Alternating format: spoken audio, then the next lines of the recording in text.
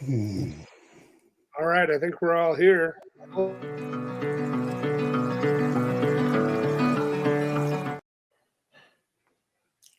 What are you doing there, Chris? I'm not in charge. I just show up and look pretty. That's my job. We're all here. Apologies for the video playing over our gorgeous faces. I'm Chris Hunt with Hatch Magazine and Hatch Adventure Travel, and we are hosting tonight a live webcast with our good friends at the School of Trout. Many of you know the folks who are visible on the screen on my right. We got Todd Tanner, who is the head of the School of Trout, in addition to being the head of Conservation Hawks. We have Tom Rosenbauer, a longtime employee at Orbis, and he's much more than an employee now. He's an icon. Sorry, Tom. And he is one of the more outgoing professors, if you will, at the School of Trout. And then finally, we have John Juracek, a renowned casting instructor and also a professor at the School of Trout. Tonight, we talk about dry fly and dry fly fishing. The School of Trout, as many of you know, and some of you don't, offers a couple of classes this year. Our dry fly class is happening in the summer, and toward the end of summer, and then our Dow of Trout School of Trout class takes place at the end of September at Harriman State Park. Both of these are happening in Island Park in eastern Idaho on the renowned Henry's Fork of the Snake River. And all three of these guys will be at those seminars. And if you're interested in attending or learning more about how to attend, just visit the link there at the bottom, and you can always catch us at Hatch Adventure Travel at hatch.travel. And I'm going to start right now with the head of the school, so to speak. Well, and let these guys introduce themselves. Todd, I'm seriously limiting it to 90 seconds. Todd Tanner, who's the head of the School of Trout, he's going to take it and go from here. Okay, thanks, Chris. And John and Tom, good to see you guys. I guess we're going to talk about dry flies tonight, which is one of my favorite subjects. What I've noticed over the years is that there are far fewer dry fly anglers than there used to be. When I started getting really serious about fly fishing back in the 80s, it seemed like everybody was dry fly fishing. And now it's one of those things where it just doesn't seem like many folks are out there casting a dry fly. See a lot of folks nymphing, some folks throwing streamers, not too many people casting dry flies. And the thing I would like to point out right off the get-go is that there's one reason to fish dry flies above everything else, and that's because it's so much fun. I literally can't think of anything that's more enjoyable on the water than wandering out with a dry fly and finding a rising fish and picking that specific fish and making a cast. And I hope that you all get a chance to enjoy that you all get a chance to sneak out this spring, this summer, get a little dry fly fishing in. And that's just what I wanted to start things off with. Chris? Thanks, Todd. I appreciate that. And maybe it's a generational thing. I'm not sure what the logic is, but you're right. I'm seeing fewer and fewer dry flies and more folks watching bobbers than I ever have before. Tom Rosenbauer, I'm going to turn it over to you for a few seconds and let you kind of explain what you're up to these days and how you're involved with School of Trout and how dry fly fishing is important to you in your own personal angling. Well, thanks, Chris. It's fun to be here with my pals from the School of Trout. It's one of the high points of my year. I really have so much fun at the School of Trout, and our students are wonderful. It's just a great time. What am I doing now? Well, I'm doing kind of the same stuff I've been doing for quite a while, doing podcasts and writing books and making videos, basic how-to videos, and working a little bit with our social media people at Orvis. That's pretty much it. And I'm sure there's other things that I can't remember right now because it's 8:00 here in Vermont. But why do I enjoy dry fly fishing? Well, it's really, to me, it's the essence of fly fishing because you don't have lots of extra junk to worry about. You don't have a lot of fancy knots, and seldom do you fish two dry flies, although it's perfectly reasonable to fish 2 dry flies, and a lot of people do it. I think a single dry is often the way to go. But everything is visual. It's you and what you're doing. I mean, there's a fish there, right? With nymph fishing or streamer fishing, you don't always know there's a fish there. There's a fish there. It's feeding, and you got a puzzle in front of you that you need to solve, and that's what fly fishing is all about: is cracking that code, solving the puzzle. So the fact that everything happens in front of you, not underneath the surface, is it just makes it. Anytime you can sight fish, I think it raises the enjoyment level of fly fishing when everything's visual. Is that enough? Absolutely. Thanks, Tom. I could keep going, but I know, and we will get back to you. I'm confident we'll get back to you. And last but not least is my friend John Juracek, fellow Yellowstone area angler, renowned casting instructor, and yes, a professor at the School of Trout. John, take it away from here and tell me what you know about dry fly fishing. Well, dry fly fishing, I agree with what Tom said there, and I think so many of us feel the same way about the visual aspects of it. I dearly love watching insects drift down a stream, watching fish rise, watching my fly drift over that rise, wondering, having that sense of anticipation. Is this the cast that I might catch a fish on? I love that part of it. But another part of it I especially love that tends to get overlooked is the casting. Okay, I think much of the time we view fly casting as merely a means to an end, a way to deliver our fly to the target, and that's it. But I submit there's much more to be had from that. There are very real tactile pleasures to be had in good fly casting, and I want to celebrate that. Casting a single unweighted fly is really, as Tom said, it's the essence of fly fishing. And I think that tends to get overlooked these days, and I don't want it to. I think we should celebrate that part of it. Because if you think about it, in the final analysis, it's the casting. That's the one thing that separates fly fishing from other forms of angling. So I want to embrace that. I want to enjoy it. I want to celebrate that part of it as well. So, John, I had a dream last night. I'm sure you did. Can't wait to hear about it. It's an inside joke, by the way, for the School of Trout. That's a horrible inside joke. So just before we dive into questions, we had a video to play, but we had some technical difficulties, and I don't think we're going to be able to show the video of the School of Trout. What we will do is we'll put that up on the Hatch Magazine and the Hatch Adventure Facebook and YouTube channels and Twitter feeds, so you can take a look at it post-presentation. It features John casting, and pretty much made me, just watching it made me hate him more than I already hate him because he's such a good caster. But I wanted to just acknowledge that. And then maybe just a quick question that I'll start it off with, and then we'll dive into some questions from the gang. When you all were learning to fly fish, was the dry fly the first thing that your mentor, your father, your grandfather, whoever it was, your aunt, your uncle, tied on to your tippet, or was it something else? Let's start with you, John, since you're right there. Well, when I began fly fishing, I think the sport more or less centered around dry fly fishing. I think that the other forms of angling, nymph fishing in particular, at that time, were something that we did at times when we were not fishing to a hatch or fishing dry flies blind, for instance. It was sort of a side technique. And we only did that when the fish were not available to be taken on a dry fly. And sort of same thing with streamer fishing. And these days that's changed, of course. Nymph fishing, streamer fishing have become much more prominent as methods of starting out with your fishing on a day-to-day basis. But for me, definitely dry fly fishing was first and foremost when I started out.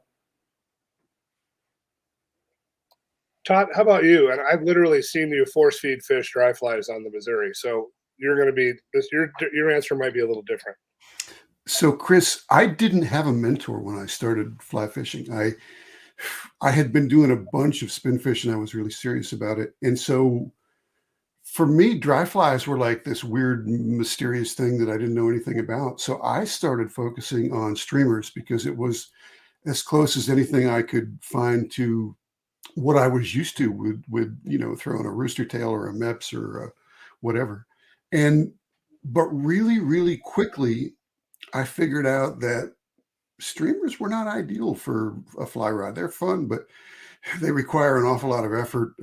And just out of sort of nowhere, I realized, wow, this dry fly stuff is crazy. It's a ton of fun, and it just sort of hooked me. It was one of those things where I literally tried to step back from it. I shouldn't focus on this, but it was just, man, it was so enjoyable. It was like I have no choice. I've just got to I've got to fish dry flies because it just puts this great big smile on my face. Tom, how about you? What was when you first started angling? Was it the dry fly or was it something else? Well, I didn't have a mentor at all, Chris. I'm self-taught and learned on a local pond that had mostly small largemouth in it, little tiny 7-8 inch largemouth that I sight fished. It was kind of a clear pond. And yeah, I started out with dry flies, those plastic imitation grasshoppers. But then when I finally did find a mentor, he was a guy that had a fly shop in the area. He was a nymph specialist. And so when I started seriously fishing for trout, I did a lot of nymph fishing, but it wasn't tight lining, it wasn't indicator fishing, it was floating line straight upstream nymph fishing with fairly heavily weighted flies. But so it was kind of different than what people do today.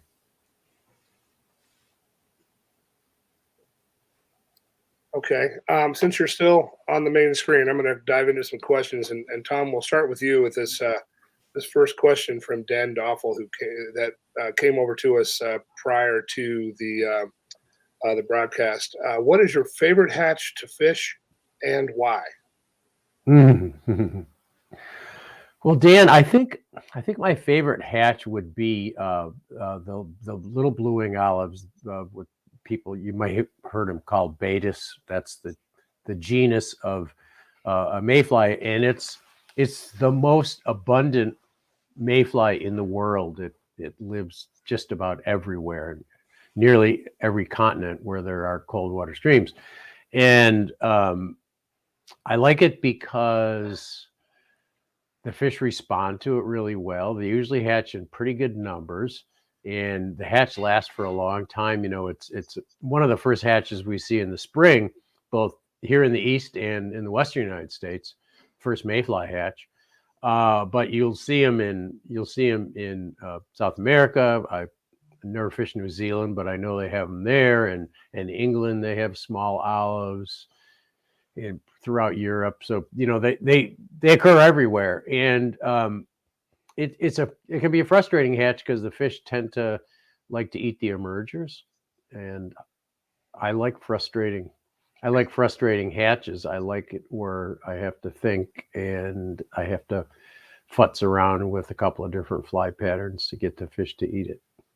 Excellent.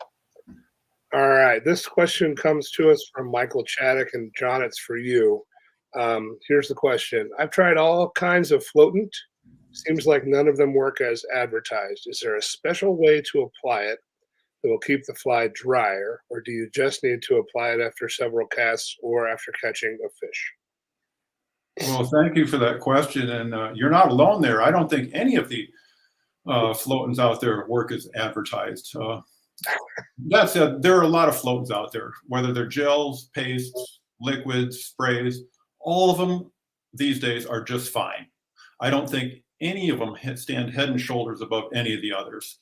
I'm using a German floatant called Miracle Floatant right now. And trust me, it is not a miracle. But it works fine, just like all the available floatants work today. I would caution you to, or at least counsel you to think about it this way. I think the fly is more important than the floatant you're using. When it comes to dry flies, I want to think about my fly as being tied with materials that will float well, in the proper amount of materials on that hook, and in the proper order. I want to make sure that the fly is what really floats and not so much rely on any given floatant to keep it up. Because if you got a fly that is too sparsely dressed, or maybe dressed with materials that don't really want to float, no float is going to make that thing ride on the current. So I would think about that way. In terms of using them, one mistake I see maybe is that people tend to put too much floating on a fly, and that can mat the materials down and actually make it sink much more readily. So go very lightly on the floatant. I always put floating on to begin with when I'm starting out. Once I've either caught a fish and or my fly has finally gotten drowned and needs to be dried out, I'll bring it in, dry it off. And at that time, I'll probably use some sort of desiccant on it to really get it dry. I might then just fish with the fly from that point on, or maybe, not usually, but maybe I might put a little bit more of a gel floating over the top of that as well. So think more about the fly. That's really where I think the most valuable part of flotation comes from, is how that fly was tied, what it was designed to do, what materials went into it. And that's more important than the floating in my mind. Yeah, I would agree. The desiccant at the end of the day seems to be more. I use it more than I do the floatant at the very beginning. I tend to powder it dry more than I tend to gel it dry. Anybody else want to jump in on that one, or are we good with John's answer there? Who's going to argue with John? That's unlike you. All right, this one comes to us from Richard M. Allen, and this one's for you, Todd. And I think here everybody, because I would imagine we might get 3 different answers, which would be pretty cool. Todd, what knot do you typically use to tie on a dry fly? Chris, what I tend to do, or let me back up just a bit. I believe that Tom and John both use a clinch knot. And I thought to myself, I can improve on what those guys are doing. So I went with an improved clinch knot. And that's what I fish with dry flies, 99% of the time. The one point that I would say that I think John and Tom would probably echo is that go with a knot that you're confident in. If you believe in a knot, if you're quick with it, if it's something that you feel good about, that's the knot you should use, rather than trying to change things because of something that somebody else tells you to do. So, yeah, good answer. John, is he right? Are you a clinch knot guy? I am a clinch knot guy. Yeah. The only other knot I occasionally play around with is what is called these days a double Davy. And I will use that. It's got a very small profile. I don't think that's a huge matter, but sometimes I will tie that or use that knot. But most of the time, it's a clinch knot, straightforward clinch. How about you, Tom? 6-turn clinch knot, not improved. There you go. Period. Period. End of story. Gotcha. Okay.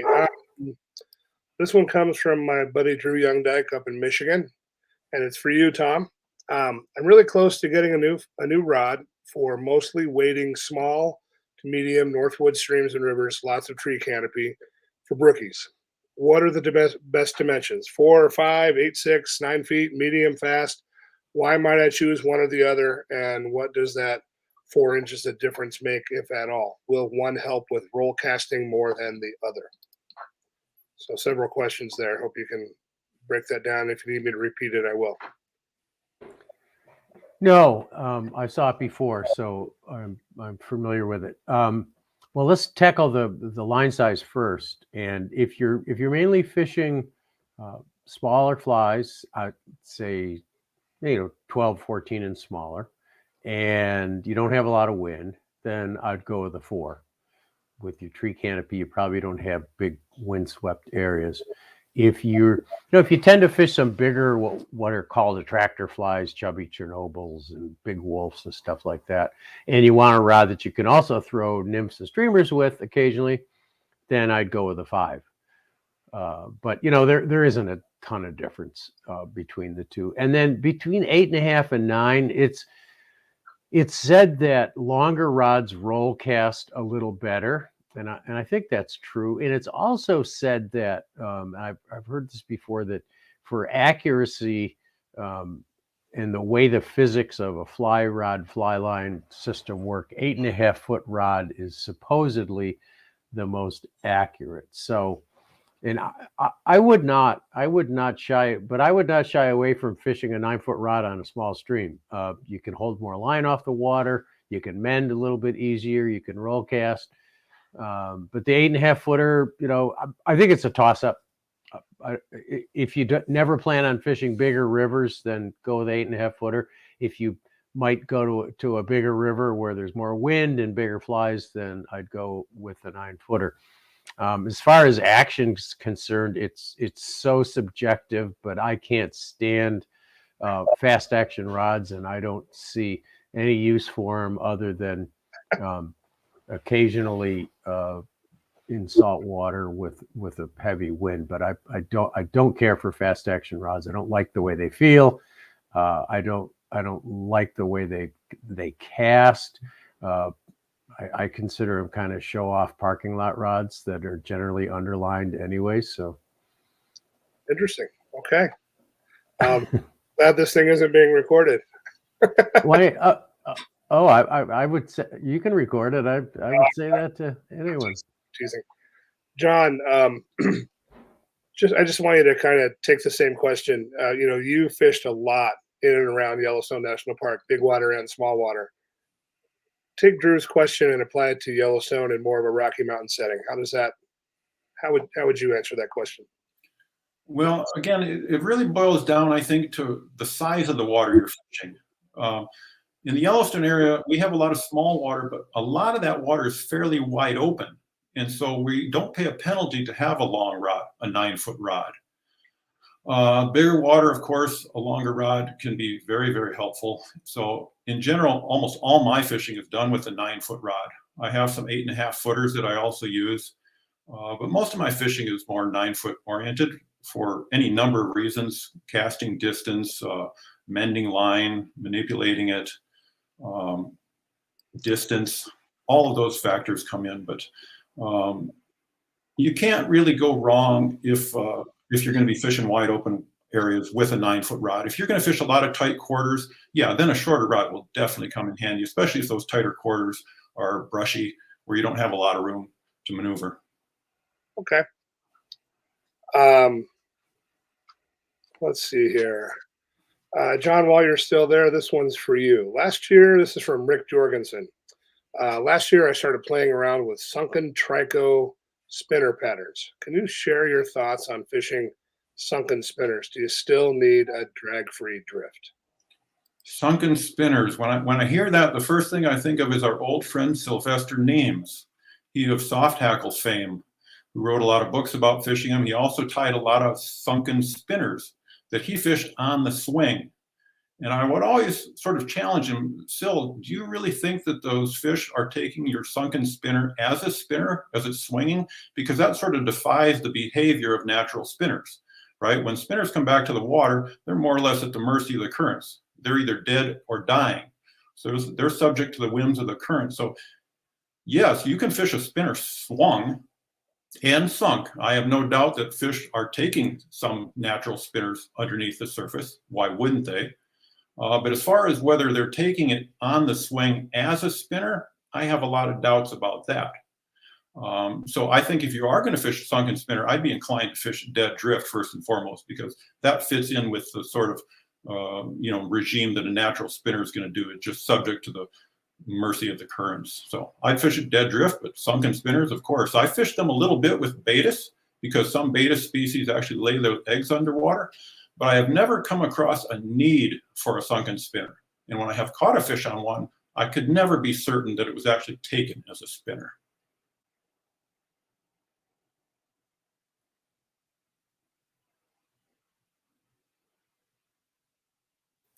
Chris, you're muted.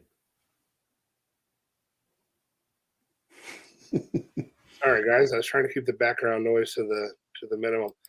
Todd, this one's for you. It comes from our mutual friend, Chad Schmuckler. He works with me at Hatch Travel and is the editor of Hatch Magazine.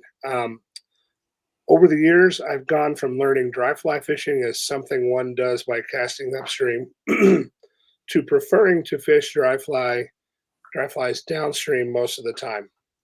What percentage of the time do you fish dry flies upstream versus downstream? That's a good question, Chad. Uh, I would say, Chris, that it's going to depend almost exclusively on the situation I'm in. There are, I look at it like every time I'm on the water, there's an optimum angle or an optimum position to approach those fish from. If I'm seeing a rising fish, I'm making all sorts of calculations like where am I going to get the best drift? Where's the fish least likely to see me from? Where can I wade? Where can't I wade? Are there obstructions in the way? I'm looking at all those things. I would say, in general, if I can approach from anywhere, I would prefer to approach from up and across. So I'm upstream of the fish and a little bit across current rather than directly upstream. If you wade in directly upstream from a fish, the current will bring down, silt, potentially plant matter, all sorts of different things, and alert the fish that there's something going on. So given my druthers, I like to fish down and across to rising fish. Probably the single biggest reason for that is I don't have to put my fly line and my leader over top of them. The first thing that they're typically seeing is the fly. And we're making a cast, usually in those situations called a reach cast. John may end up, or Tom, waxing eloquent on this later, but it gives us the option of putting all the line back upstream of the fly, and then the fish only sees that fly. So we're not as likely to spook it with the leader or the line crashing into the water and hitting things heavily. So I would say 60 or 70% of the time I'm fishing down and across. I don't know, Tom or John, how you guys approach things. I'd love to hear what both of you guys have to say about that one. Particularly John, because you and I fish a lot of the same water, and I tend to go all over the map on where it just depends on where I'm standing and where I see the fish. But I'm not sure how you would approach something like that.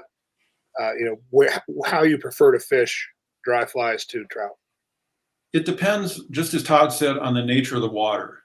If the water is small, I like to fish straight upstream to fish, come right over the top of them. And if I have the option on bigger water, I tend to fish across and downstream much more often. But I am never afraid of coming upstream right over the top of the fish. I don't usually fish upstream at an angle. If I'm fishing upstream, I'm generally coming right over the top of the fish from straight below him. But on a bigger river like the Henry's Fork or the Yellowstone or the Madison in the park, I tend to fish more across and downstream there. Okay. Tom, I've got a question for you that you're absolutely going to love, and I can't wait to hear your answer to it. This is from JC Combs, and the question is: I love some tips on making my own leaders. Most of the time, they're great, yet some aren't as smooth to cast dries with. It's likely me being stubborn about having to perfect something more difficult. I've looked up so many combinations, it makes me a little flustered. Can you take it from there? Well, cheers to you for building your own leaders, because I think you learn so much about how leaders work, and I think the leader is I think the leader is one of the most important pieces of the package that you use to present to a trout. And Chris has quoted me before. I think I said once around a campfire with a few too many drinks that I'd rather wear somebody else's underwear than use somebody else's leader, because it's so critical. And what I would advise you to do is to get to some place where the water's smooth, where you can see the leader landing, and actually make a 20-foot cast and actually observe the way the leader is straightening, and see if it does it kind of pile up in one place. Does it kind of jump back and pile up? In that case, you probably need a longer transition section in that area. Does the tippet lay out the way you want it to? I mean, sometimes you want the tippet to land in loose coil. Sometimes you want it to straighten out. Depends on the situation. But I would try various formulas and then just play with them. Your own casting style might dictate the right leader design for you. And of course, it's going to change. If you're casting short versus long, the right leader taper might be different. Windy day versus a calm day, a big fly versus a small fly. So I don't think there is one. Universal leader that you can use. I typically start with a 9 or 12-foot 4 or 5X knotless leader, and then build from there. I may extend it out with some transition sections and a lighter tippet. I may extend the butt section if I want a longer leader, if I think I'm spooking fish.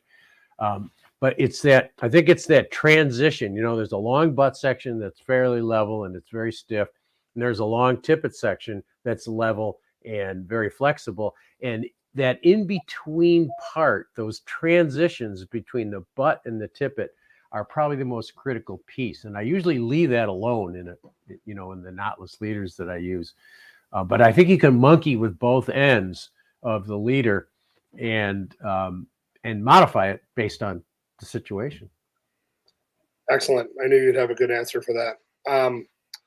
John, this one's for you only because you are the casting guru. That yours is the voice I hear in my head when whenever I make a wind knot. And Jed Zamp lives in Casper, where the wind never stops blowing. And his question is, oftentimes I struggle with wind knots while throwing anything and or hitting the exact area I want to. Any tips for that? Yeah, wind knots. Well, I'm fond of telling people there are two ways to find out if you can really cast. You go out and you cast long, or you go out and you cast in the wind. In either situation, there is very little margin for error. You're going to find out right away if your stroke is solid or not. So if you're struggling in the wind, especially with wind knots, that's a sign that you probably have some sort of structural flaw in your casting stroke. And without actually watching you cast, I can't sort of really pin down what that might be. But I would suggest this. One, look at the video that is going to be attached to this talk, because then you're going to see someone casting with a mechanically sound stroke. And look at that stroke and sort of compare it to yours. See what you might be doing differently. But if you're getting a lot of wind knots, especially when it's windy out, that's a sure sign there's some sort of structural flaw in your stroke, and that would need to be addressed. You need to get mechanically sound. And if you are mechanically sound, then the wind in many situations is just rendered largely irrelevant. Good fly casters can handle an incredible amount of wind without any issue. So if you are struggling in it, I'd have someone take a look at your casting stroke for you and see if you can't become a little bit more sound there.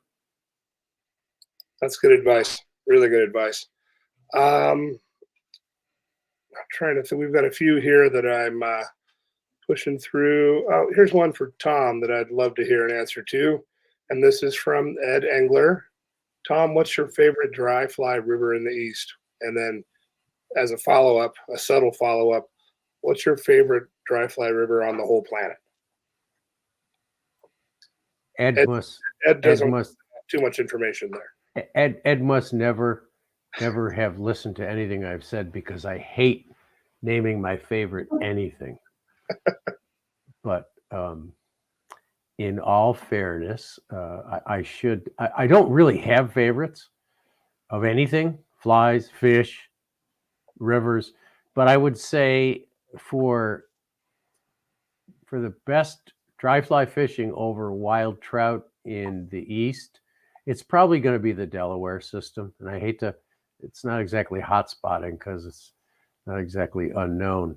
But anywhere in the Delaware system, the east and west branches, the Beaverkill, the Willowwemoc, they all have tremendous hatches, mostly wild fish, particularly in the Delaware part of the system, the tailwater part, and they're consistent hatches, and they're large trout. Now, that being said, it's no secret in these days of the internet, and they're very crowded. in the world, I would say from what I have seen, and I'm not a world traveler like Jeff Currier, one of our other instructors, but I would say that it would be either the Henry's Fork or the Missouri,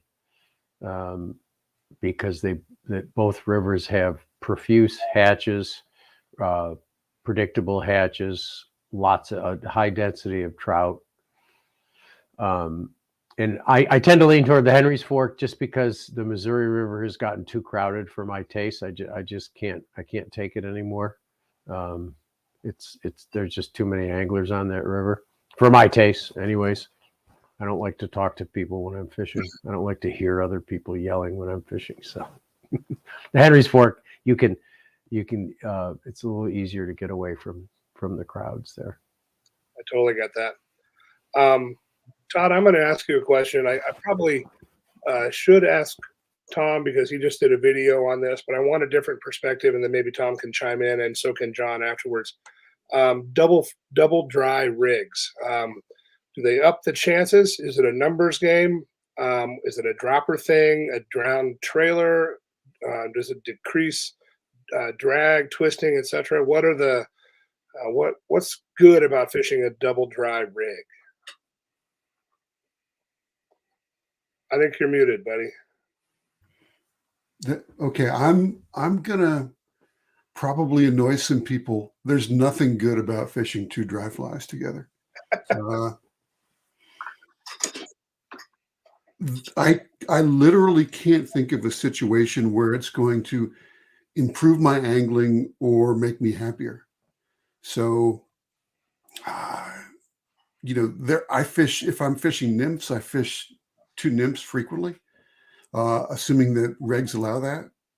You go up to like British Columbia, you can't fish two nymphs or two dries. But with dry fly fishing, I want to put the fly in a very specific place. I'm focused on where that fly lands and how it drifts. So if I have two dry flies landing next to each other, what happens is they do this. And one is almost always dragging the other as tension goes between or relaxes between the two flies. I do know folks who like to fish a large dry fly and a small dry fly together so that the big dry fly is sort of a sighter, and they can say, okay, I know the little fly is within 18 inches or 2 feet of that. So if I see a rise near the big dry fly, I'm going to set the hook. And I understand the logic to that. But after spending time with anglers like Tom and John, what I can tell you is if you're a good enough caster, you know approximately where your fly is anyway, unless you're casting 18 feet liters in a heavy wind, you know pretty much where things are. So I would suggest that people don't fish two dry flies together. I know I'll get a lot of pushback on that. That's my personal opinion after fishing dry flies more often than I probably should have through my life. So yeah, I'd love to hear what Tom and John have to say. Yeah, Tom, you just did a video for Orbis on that very topic, and I'd love to hear your perspective on it. I think it's probably a little bit different than Todd's. Maybe not. Maybe there's some common ground there. Yeah, I think there's some common ground. I love dry dropper fishing, which is what I do. If there's nothing going on and I'm prospecting, I'll put a dry and a nymph on together. And that's kind of my go-to. But I was down in Chile recently at Magic Waters, and by the way, there are some of the finest dry fly fisheries in the world there as well. Not as many hatches as the Henry's Fork, but you could blind fish a dry fly and pick up fish, left and right. And one of the guides was fishing. The fish were eating hoppers, and they were eating hoppers a lot. And one of the guides was suggesting, and he told me that he does this a lot, was to put a swall, like a size 20 parachute Adams, behind the hopper. And I thought blind fishing with a 20 parachute Adams doesn't seem like it. Doesn't just there were no fish rising or something. It didn't seem like it would be something to try. But I did it because he suggested it, and he's a good angler. And by God, I started catching more fish on the little parachute Adams than I did on the hopper. And so I guess I became a believer in that. But the fish in Chile are very dry fly oriented. I find they're very surface oriented. But that being said, I agree with Todd. If I see a fish rising, I'm going to take off that second fly. If I see if I'm in a hatch situation or I see a fish rising, I want to be dead accurate. I don't want to have to worry about drag. And with two flies on there, chances of screwing up, not putting the fly exactly where I want it, or getting drag right I want it, are, I think, increased. So as soon as I see a fish rising, that second fly is coming off. I only use it for prospecting when there isn't anything going on. Good, thank you. John, this next one's for you. From Chris Shelkey. Simple question, probably a simple answer, but I'm going to let you go with it. How far do you have to be able to cast to be a successful dry fly angler? How far do you have to be able to cast? Well, I'm just going to throw out a range here and then qualify it. You need to be able to cast between 10 and 50 feet. And that's measured from where you are standing, from your feet, not from the end of the rod, but from where your feet are. You need to be able to cast between 10 and 50 feet. If you can do that, you're going to catch fish on dry flies almost anywhere in the world. A couple qualifications here is, one, of course, depends on the size of the water you're fishing. If you're fishing a small stream, odds are you're not going to be casting 50 feet. You might be casting more like 10 or 15. On big water, if you're trying to hit a spot you can't wade to, you might have to cast 50 feet or whatever. The other sort of facet that comes to mind here is, how stealthy are you as an angler? Are you someone that has the ability to creep up on a fish unnoticed and remain unseen, create very little waves? You can get pretty close to fish. If you can't do that, then you're probably going to have to cast a little bit further without spooking the fish. So again, I think if you just can cast accurately and consistently between 10 and 50 feet, you're going to be good to go pretty much anywhere in the world for dry fly fishing. Good.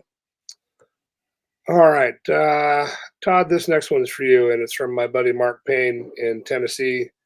Other than throwing your rod and going home, any advice or techniques recommended for fishing the dreaded no-see-em, usually a size 24 dry or smaller, tiny flies? Yeah, I think it all sort of ties together, Chris. And hey, Mark, I hope this proves helpful.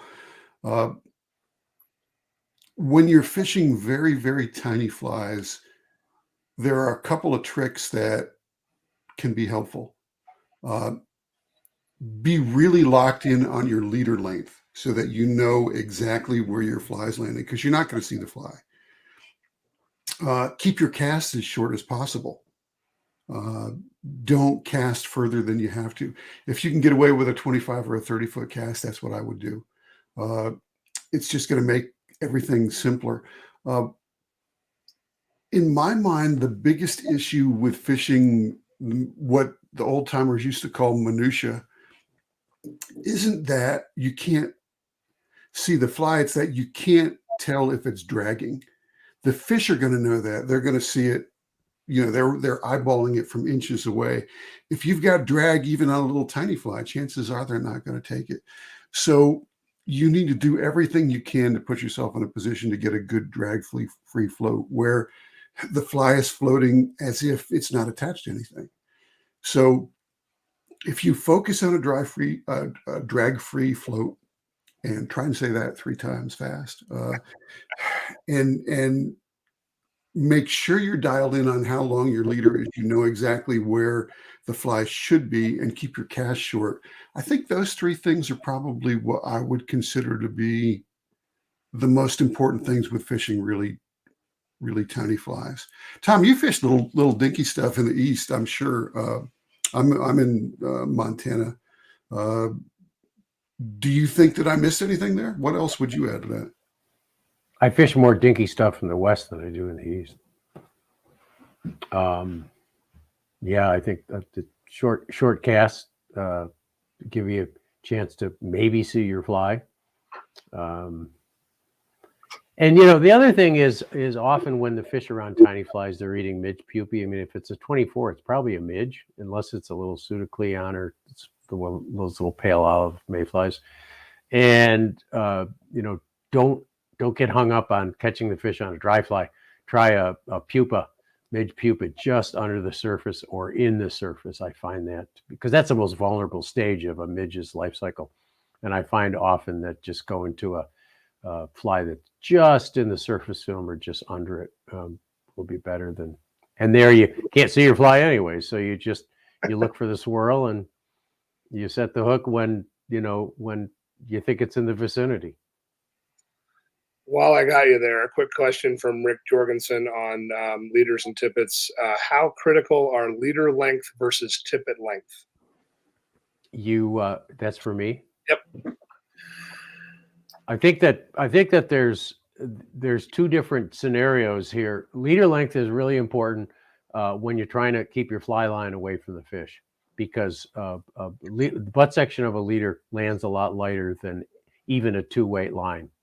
There are a lot more waves thrown up when a fly line hits the water than when a leader butt hits the water. So if the fish are spooky, then leader length is critical. But tippet length is, I think, super important when you're trying to avoid drag. Most knotless leaders come with about a 20-inch section of tippet, and I think that's way too short.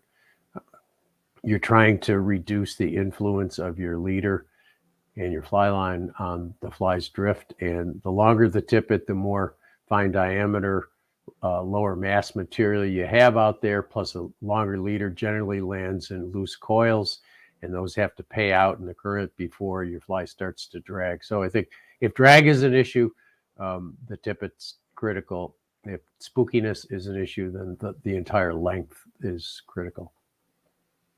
Excellent. Thank you. John, this one's for you because it's regionally specific.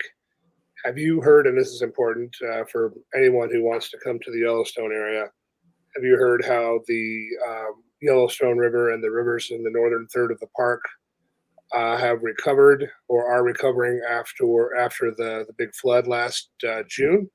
And how is this going to impact that area's prolific hatches?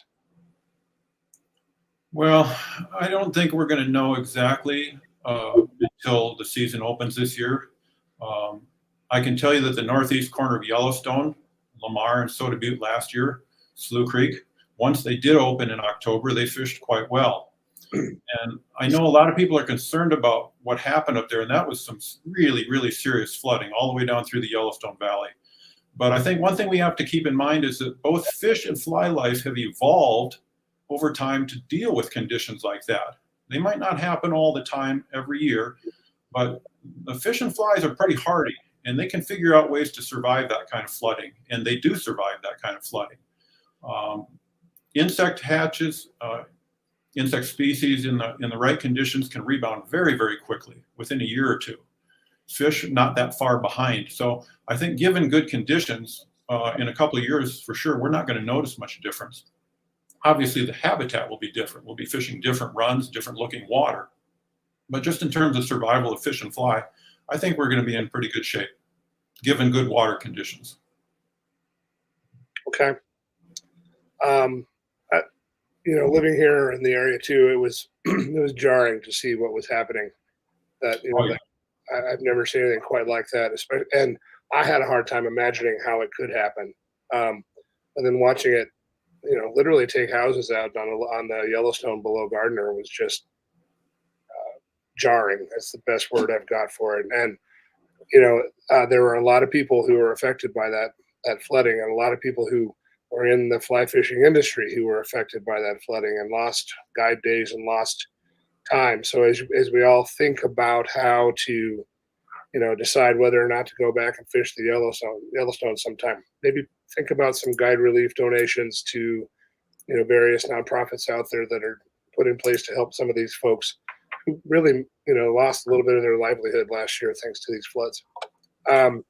Chris, can I make one quick comment here still? Yeah, please do, John. Yeah, I'm also, this is just purely anecdotal, but the people that I know that fish the Yellowstone down in Paradise Valley and below towards the end of last summer, I don't think that was quite as good. It didn't seem to recover as quickly as the headwater streams like Lamar and Soda Butte. So I'm not really sure how that's going to fish this year. Again, I'm optimistic for the future, but this year I think we just have to wait and see. Yeah, I wish I had like you. I kind of wish I had a crystal ball and knew what it would look like. I mean, if you saw video of that, or even just still photographs of that water coming down, that's Noah's Ark stuff, man. It was nuts. Yeah.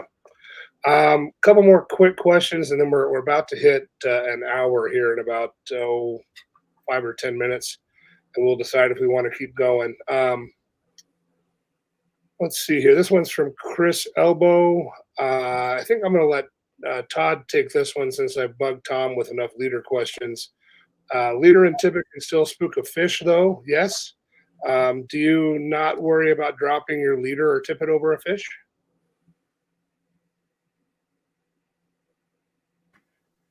I don't worry about dropping my tippet over a fish. What I don't want to do is either false cast over the fish because the fish will either see the line or the butt section of the leader, or line spray can be an issue in that situation. And I definitely don't want to put the butt section of the leader or the line over the fish. So that's one of those things where every situation is a little bit different. I would assume that we're talking typically about casting straight upstream, like John was talking about earlier. He does a lot of dry fly fishing from below, especially in small streams. So if I'm in that situation, the thing that I really need to focus on is exactly how much line I have out. And can I land that dry fly the correct distance upstream from the fish without spooking it? So the deeper the water, the further upstream I need to land the fly in order to give the fish time to react, to see it and react to it. If a fish is in 4 feet of water and I put a fly 18 inches above him, chances are he's not going to see it in time and be able to take that fly, certainly not without turning around and following it downstream. If I'm fishing relatively shallow water and, maybe the water's 12 inches or 16 or 18 inches, putting a fly 2 feet, 2.5 feet above the fish is not an issue. And I'll agree with Tom. Most of the prepackaged leaders that you buy, the tippets are a little bit too short. So if I'm fishing upstream, I would add, maybe I would probably cut my tippet back a foot, 16 inches, 18 inches, and then tie on 3 or 3.5 feet of tippet so that I end up with a longer leader. And that light tippet is much less likely to impact the fish. It's not likely to spook him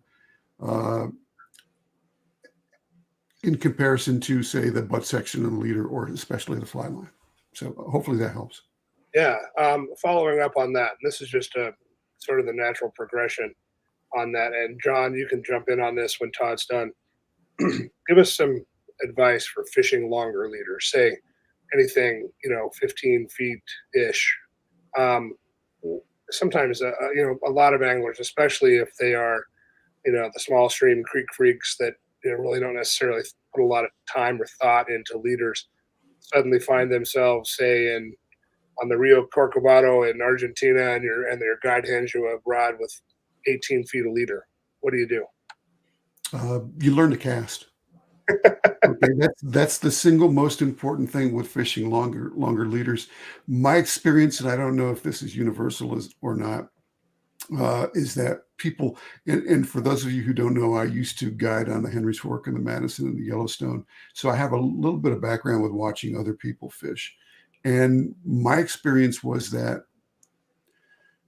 competent casters, and I don't mean exceptional casters, but competent casters can typically handle a 12, a 14, even a 16-foot leader as long as the wind isn't severe.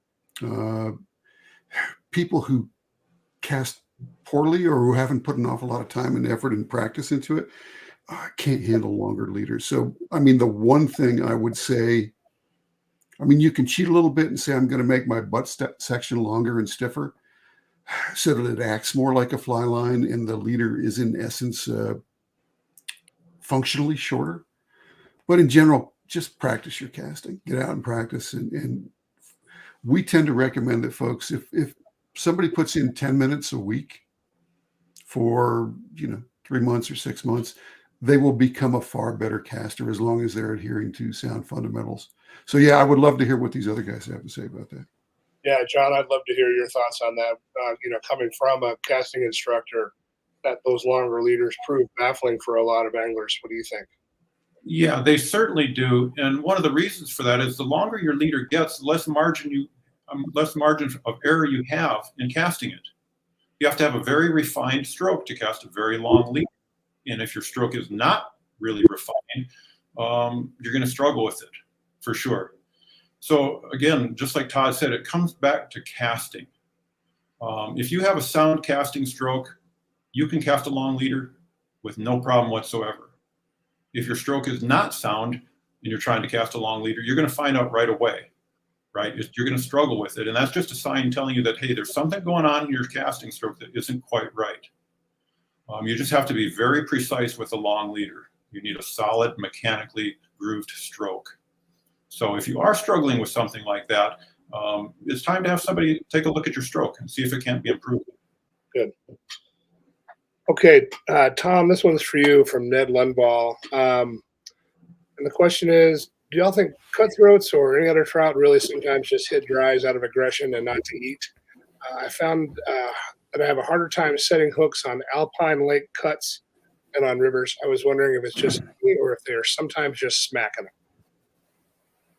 I don't think trout ever eat a dry fly out of aggression. I don't know what would possibly piss them off with something floating over them.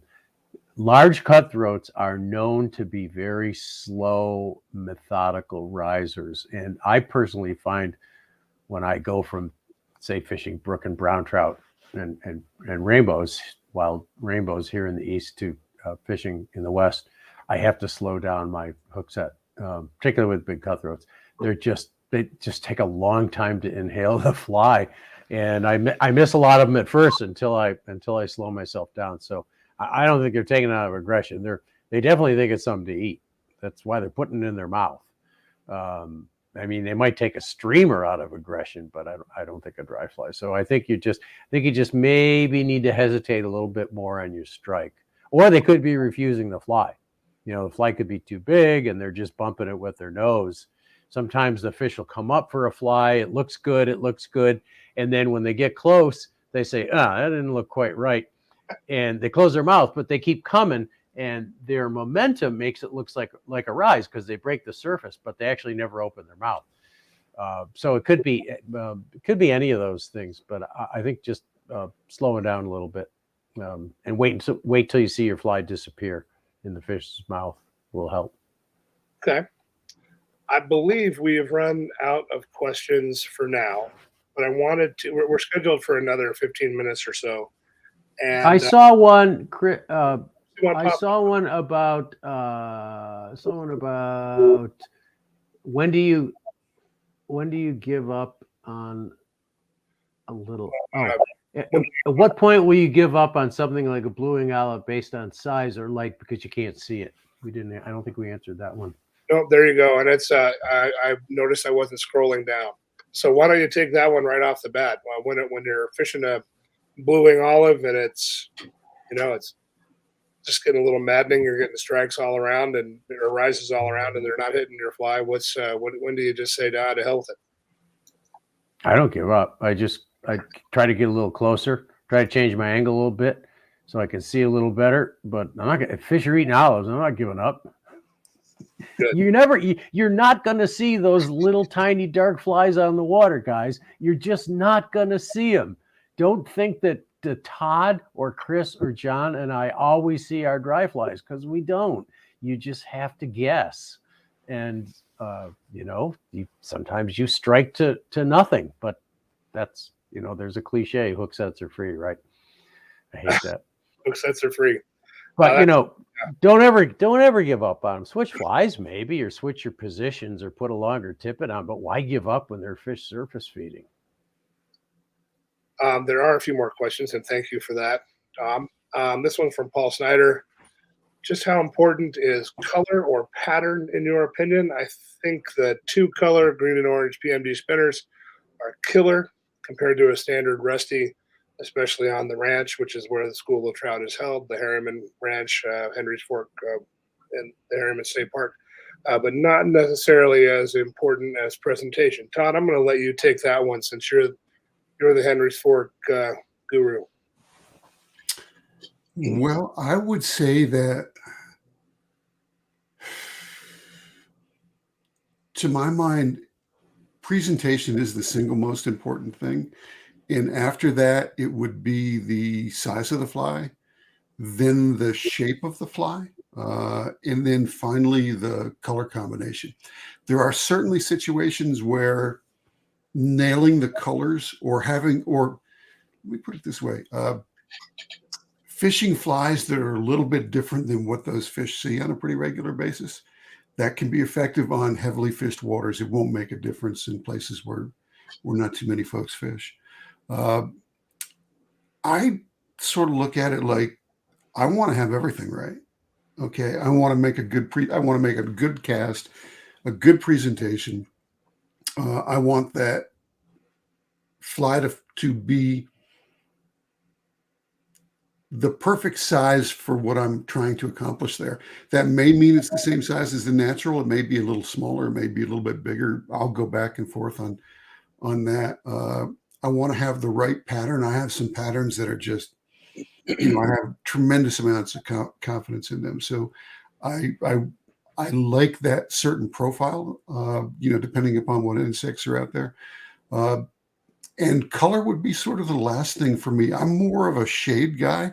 If the bugs are dark, I don't think I want to be fishing a bright fly. Color would be the last thing. I'm not saying it's not important at times, but it's not typically the most important factor. I'd love to hear what John has to say about that. Yeah, John, take that one. I would imagine that the word silhouette has to come into play here at some point. Yeah, I'm not hung up on color at all, really. That's way down my list. Presentation first, fly size and silhouette, and color is just, I don't pay that much attention to it, really. I have to choose some color to tie my fly, so I try to match the insect I'm imitating. But in any given hatch, if you pick up 15 or 20 mayfly duns, they're going to be different shades of color, right? They're just not going to be identical. And a river like the Henry's Fork is notorious for that. You can have brown PMDs, you can have olive, yellow, orangish, and so to think that the color makes the difference, I just don't see that very often.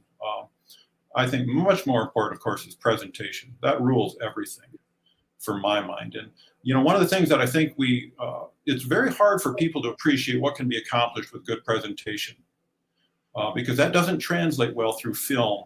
Even watching someone in person, it's hard to tell. But when you're watching a truly skilled angler like Tom and Todd, it is amazing what you can accomplish with presentation alone. So that is always going to be first and foremost for me. And the exact fly pattern and, of course, its color are secondary always. Yeah, good answer. And while I've got you there, because this is a Yellowstone specific question, no argument here as to the importance of stealth. This is from Craig V. Eggers. However, thinking, for example, of the Lamar River where elk and bison cross the river or drink at the river, do you think fish adapt to this and are less spooky and more tolerant of disturbance? Speak to stealth in general. Well, with rivers like the Lamar and Slough Creek, for instance, you're talking about Yellowstone cutthroat. And so they're a more tolerant fish. But just because they're going to tolerate your presence doesn't mean they're not spooked. They know you're there. They know they're being fished to. But they're not just going to run off and hide. Cutthroat are very interesting that way. So there's a difference there. And I always want to make sure that the fish, to the extent I can, do not know I'm there, right? That's always going to give you the best chance. But you look at the spring creeks around Livingston, Montana, for instance, Depews, Nelsons, Armstrongs. Hey, those fish are used to seeing anglers every single day. They are going to tolerate your presence, but they also know they're getting fished to. In other words, they're spooked. They're going to keep feeding, but they know they're being fished to, and they tighten up a lot. So even on a river like that, I always want to try to minimize my presence. I want to make sure I can present my fly to them without the fish knowing I'm there. So I think stealth is very, very important. Even if the fish are willing to tolerate your presence, they're not going to be as easy to catch as if they don't know you're there. Good. All right, Tom, this one's for you. It's from David Tarsi, and he wants recommendations on casting two men's in your line across two different current speeds. I could have gone to either all of the three of you for this one, but I've watched a few of your videos over the years with the Orbis video line, and you do tend to dive into some of these more complex situations. I'm wondering if you've ever done anything on this particular, two different current speeds, and then the idea of mending. Either think of it this way too. Also throw in the idea maybe of a reach cast versus a mend, or whatever you want to do. There you go. Sorry to overload you. I don't have a clue how to cast two men's in one cast. I would change. First thing I would do would be to change my position so that I didn't have to cast over two currents. And I suppose you could do a reach cast in one direction and then do a quick mend afterwards. But as far as throwing two men's in one cast, only John can do that. John, how about that? The one thing to avoid men's entirely, just throw a ton of slack. There you go. Yeah, it's sort of interesting to consider what he's talking about here, but yeah, I went with Tom in there. So you could mend your line quickly, pause for a split second, then mend it again. And that would put two men's in it. You'd have to be very, very precise in doing that because you don't have a lot of time there as that fly line's unrolling. And I think under any circumstance, that's going to be a really difficult cast to control. And I side with Tom here. I'm moving. I'm changing my position. I'm going to find an easier spot that requires a simpler cast to make here. Some of the best guides I've ever had have always told me before you change your cast, move your feet. Yeah, that's great advice. Yeah. Try to find the best position. It's sort of like professional golfers, right? They can hit some unbelievable recovery shots, but they want to hit the easiest shot they can. Same thing for a good fisherman. We want to make our shot as simple as we possibly can, and we're going to move our feet to accomplish that to the extent we can. Hey, Chris, can I weigh in on that? Please, Todd. So one thing I would suggest to folks who are watching this is that, it's not always about catching the fish. Sometimes it's just about what can we accomplish out there. And I love challenges. So I used to fish when I was guiding on the Madison. I used to fish up there a bunch. And there were places where there were two or three different currents that I was casting across to hit, say, a slick behind a rock in the middle of the river. And there was no way I could wade to it. And I could not get a better angle. And so what I would do is I would throw a reach cast, and then I would do an aerial roll mend on the back end of that cast to put more line in. And then I would use a puddle cast or a pile cast as part of that. So you've got literally three different things going on. You've got a puddle or a pile, you've got a reach, and then you've got an aerial mend before the reach settles. I would say that on average, I probably hit one out of three or one out of four of those where it worked pretty well. But it was fascinating to play around with. And so I would just encourage folks to say, yeah, I don't know if I can do this, but God, why not try? It doesn't cost me anything, right? I can, and maybe it's going to be a ton of fun. So, well, if you were a baseball player, you'd be in the Hall of Fame. So there you go. One more from JC Combs, talking about a fishery that I'm fairly familiar with and have a love-hate relationship with, Silver Creek. when I see hatches so thick, there's no competition for food. What would you throw and why? I've taken photos of drakes 6 feet above the water, and they're so thick they literally curve with the shape of the water from afar. Um, we're talking about one of the most prolific spring creeks in North America. And when a natural hatch is just so insane, that's the question. When it's so insane, what do you throw in hopes of convincing a fish to take a fly? And let's go with Tom on that one to start. Well, the first thing I would do is pick one fish and try to get my fly in there as many times as I could. Just keep firing away as precisely as I could, so I get it in there when the fish, right in the fish's lane when it's ready to eat. And if that fails, then I'd put on a beetle.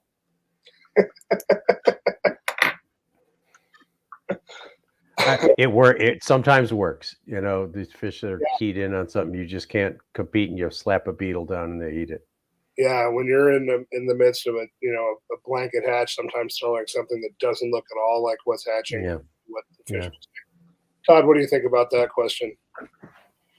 What I would try and do, and I agree with Tom right up until the beetle point, and I would probably fish an ant instead of a beetle. But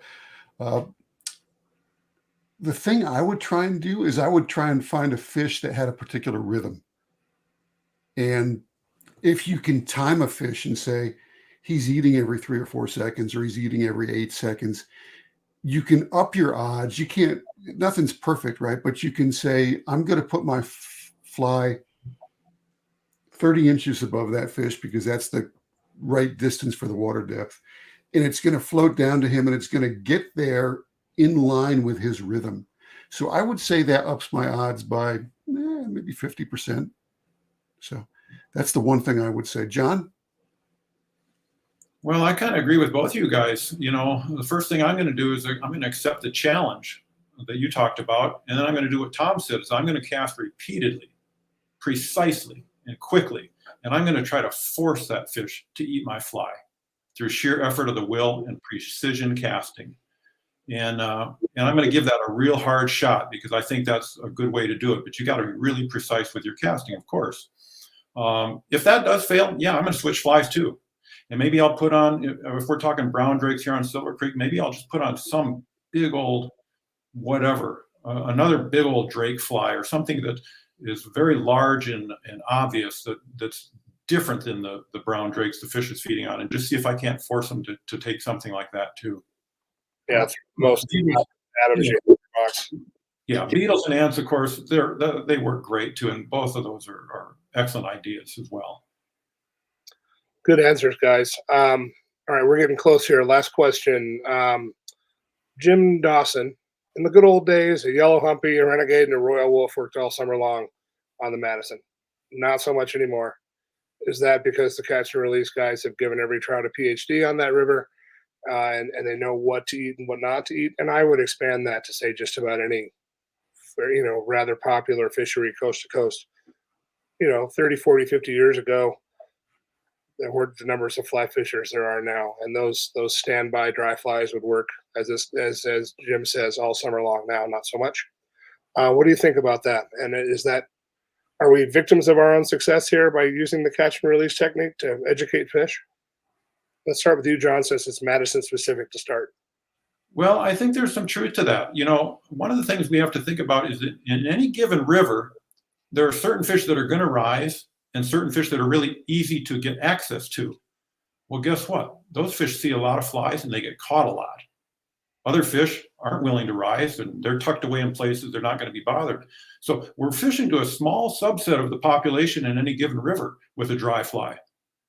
And certainly fish can get used to being caught. They can get very leery of taking large floating objects.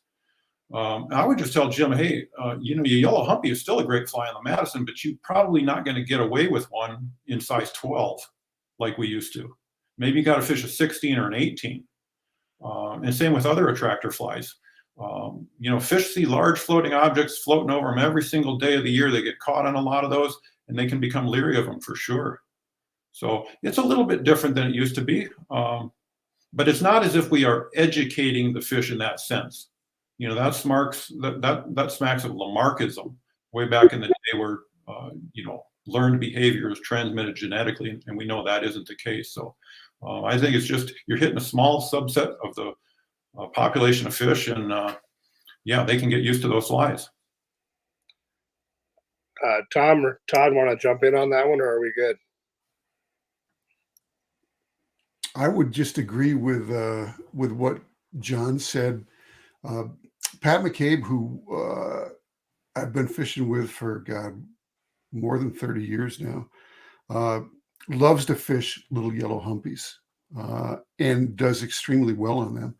I'd almost look at things from the opposite perspective. Some of those old patterns, and I'd love to hear what Tom thinks about this. I don't know, Tom, if you fish Catskill dries much anymore, but my experience is that some of the stuff that people have stopped fishing. You know, when was the last time somebody fished Quill Gordon on the Henry's Fork? I don't know, but some of those patterns actually seem to be more effective now because everybody's not using them. I'd go fish a little yellow humpy or a little royal wolf on the Madison in a second this summer. What I wouldn't do is what John was talking about. I wouldn't fish it in a size 12 or a size 14. I'd drop down and fish a 16 or an 18, and you know, I think I'd probably be pretty effective. Tom, what do you see with the old Catskill dries? Are you still fishing those, and are they more effective or less effective? You know, I think they're less effective. Something like a sparkle dun or a compara dun or an emerger. But I do fish them because I like tying them. And there are times, you know, windy days, choppy water, seems like a fully heckled dry fly like that will work okay. But I do think there is something to the fact that throwing a fly that's a little bit different than everybody else is throwing, particularly on rivers that are really heavily fished where they see the same imitations of a PMD or an olive. I think it's like with bass lures, you know, the fish get conditioned to bass lures, and then they have to move on to something else. And I don't think it's that much different from trout. And if you want to fish big dry flies all day long to trout and not worry about it, go to Chile, because there's those fish will still eat a big dry fly all day long without any hesitation. And if you are interested in fishing magic waters, go to Hatch.travel. We'll get you there. Yeah. We are out of time, and I've left a few questions unanswered, and I apologize. I'm glad that we had so many people stick with us through this, and I apologize to those few that we didn't get to. I wanted to end this really quick with Todd, just to talk a little bit more about the School of Trout and what's coming up. I know we have two classes, one in August and one in September. Todd, just really quick, and then we'll close off. Just talk about the differences between the two classes and largely focus on the dry fly class in August. Okay, so yeah, we do have two classes coming up, Chris. I don't want this to be about this is our opportunity to give back to folks rather than trying to get folks to come to the classes. The dry fly class is about dry flies, everything. That's our focus for, I think we start on a Sunday and wrap up on a Friday.